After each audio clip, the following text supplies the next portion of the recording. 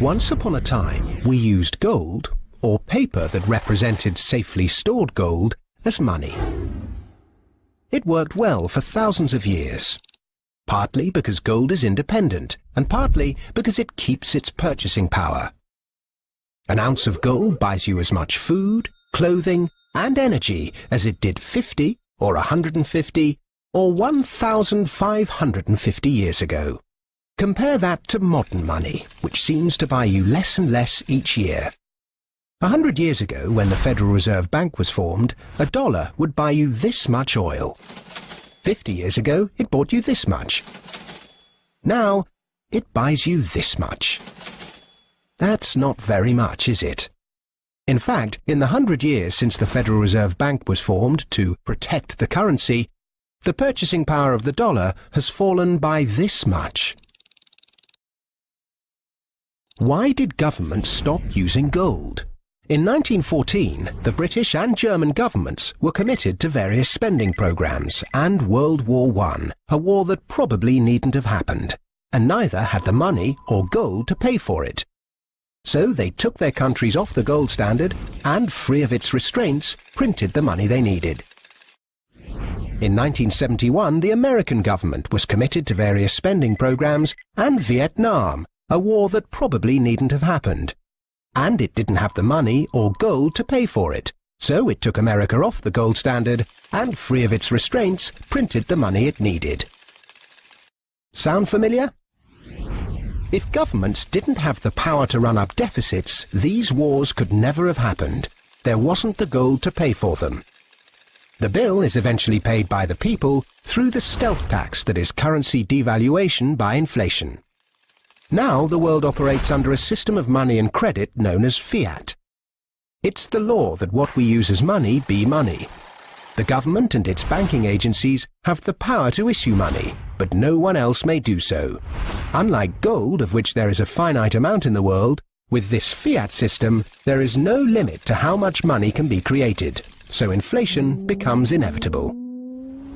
You only need to take a look at these prices at this petrol forecourt to see that drivers are definitely feeling the pain of rising inflation.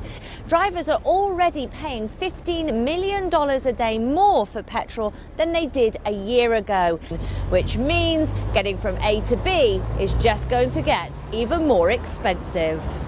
I'm filling up cars every day. I drive for a living, so there is a big impact, but what can we do? It goes up daily almost, or certainly weekly. It goes up by at least 2p a week. It's ridiculous. I can't see how something can go up. If we were talking about cat food or something, it doesn't go up by 2p a week. The price of produce in China is rising so quickly that everyday items like an apple or a bag of carrots have become too expensive for average Chinese people living on small salaries. Citizens are calling for price controls, but the Chinese regime has been slow to act. Here's that story. As China experiences high inflation, with rates hitting 4.5%, the price of produce at markets and retail outlets across the country has gone up drastically. Chinese citizens are wondering how they will continue to afford to buy produce when staples like green peppers and carrots have tripled or quadrupled in price. In the United States, that's a big problem. It's also a global problem. There are people in other countries rioting over food prices. Prices of onions have gone up a lot in India, for example. Rice, staples of diets for people in many parts of the world are becoming sort of too expensive for them to afford, and it's a bit of a crisis, frankly.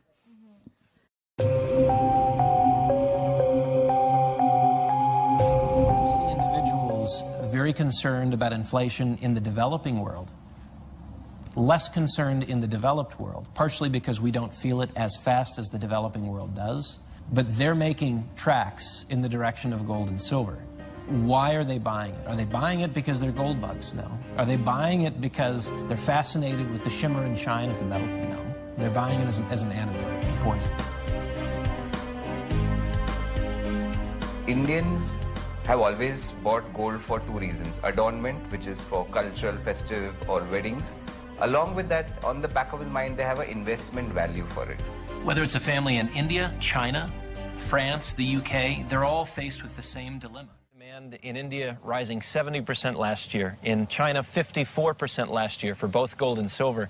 The Industrial Commercial Bank of China with the World Gold Council has set up a program that allows individuals to invest as little as 1 gram of gold per day into a savings account denominated in gold.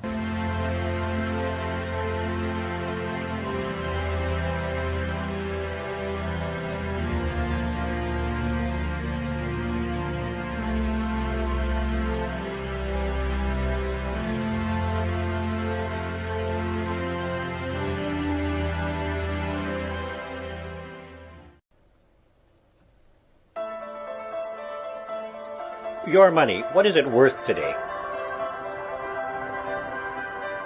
A $100 bill in 1913 is worth only $2 today. So now your money is just about worthless. And the Fed will keep printing more and more money.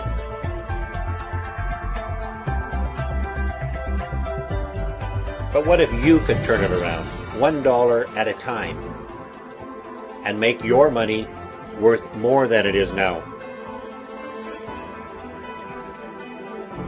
How? By buying gold before your cash is worthless. But how can you afford gold at today's prices? Well, by buying 1 gram at a time. This is so important, because gold is the future. For as little as $65 or 50 euros, you can trade in your almost worthless cash for something real, something you can hold. KARATBARS.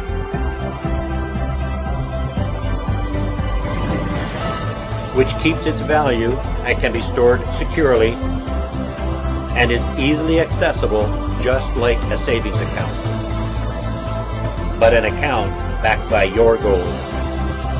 KARATBARS International, a savings account you can count on. Hi, I'm Brad Hansen, and I'm here to introduce you to something that will undoubtedly affect you and everyone you know very shortly. Are you ready? It's all about this. This little card is called a KARATBAR, and it's creating a revolution. People all over the world are falling in love with KARATBARS, and for good reason. Framed inside is an entire gram of 24-karat pure gold, and it's gorgeous. Real gold right here. KARATBARS have unbelievable credibility. In fact, I showed this card to a precious metal enthusiast, and he was so impressed when he saw this. His only 2 questions to me were, where did you get this, and how do I get some?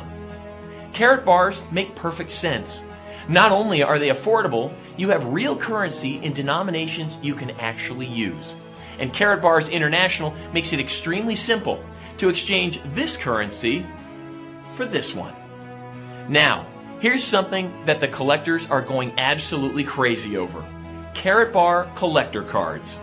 For example, this is a limited edition card of Pope John Paul II that was made possible through a licensing agreement with the Vatican.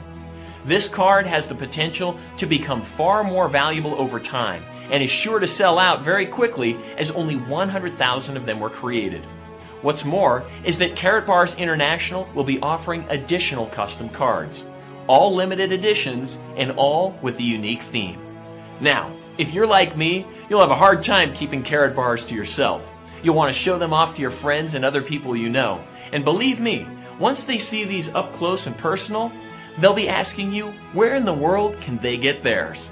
So let me ask you this. Isn't it time you started exchanging some of your unstable paper money for a real inflation-proof currency?